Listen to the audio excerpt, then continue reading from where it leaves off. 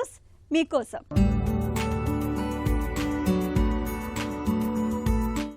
మధ్య వయసులోని వారికి పొత్తు కడుపులో ఉండే కొవ్వుకు మెదడు క్షీణతకు సంబంధాలున్నాయని ఓ తాజా అధ్యయనం పేర్కొంటోంది.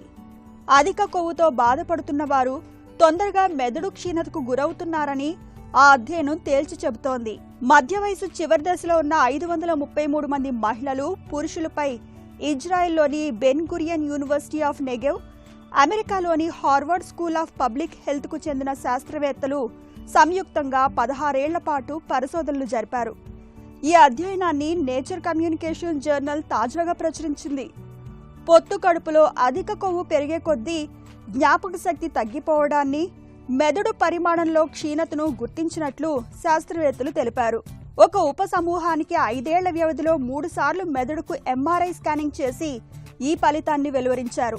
ఉపరితలం, చర్మం లోతుల్లో ఉండే కొవ్వుకు గాని, బాడీ మాస్ ఇండెక్స్ కు గాని మెదడు కుచించుకుపోవడంతో సంబంధం లేదని వెల్లడించారు. అంతర్గత అవయవాల చుట్టూ ఉండే కొవ్వును తగ్గించడం ద్వారా, గ్లైసెమిక్ నియంత్రణ ద్వారా వృద్ధాప్యంలోనూ మెరుగైన జ్ఞాపక శక్తితో ఉండవచ్చునని పరిశోధకులు చెబుతున్నారు. ఇన్సులిన్ నిరోధకత, గ్లూకోజ్ జీవక్రియ అస్తవ్యస్తంగా ఉంటే అవి మెదడుకు రక్త ప్రసరణను, జ్ఞాపక శక్తి కేంద్రమైన హిప్పో క్యాంపస్ ను దెబ్బతీస్తాయని పరిశోధనలో రుజువైనట్లు శాస్త్రవేత్తలు తెలిపారు.